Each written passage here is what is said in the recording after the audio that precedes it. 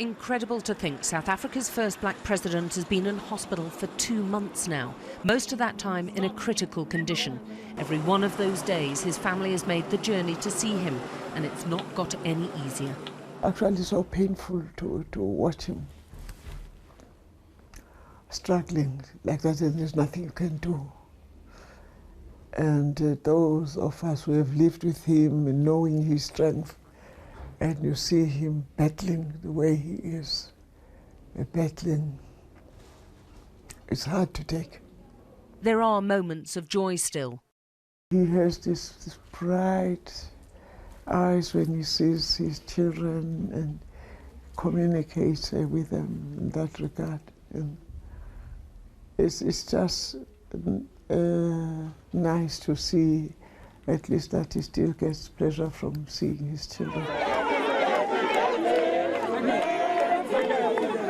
The man who steered South Africa to democracy had his 95th birthday in hospital, and the wife by his side for most of those struggle years is furious at how her former husband's been prematurely killed off. Around us you see people erecting structures, preparing for a funeral.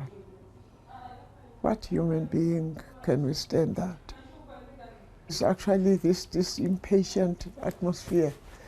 Why isn't he actually going? And you even get some kind of write-up from the most respected people. It's the family. They won't let go. Why don't they let go? What sane human being says things like that when your loved one is fighting for his life?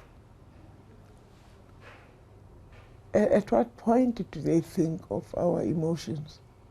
Yes, we do understand that the inevitable will happen one day, and that we ought to brace ourselves for that. He's not here forever. But how cruel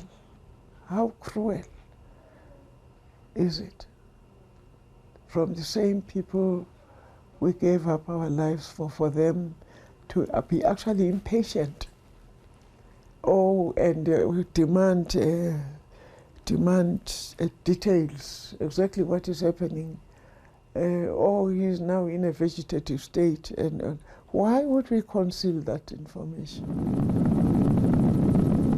Nelson Mandela's breathing problems stem back to his many years spent in a damp prison cell.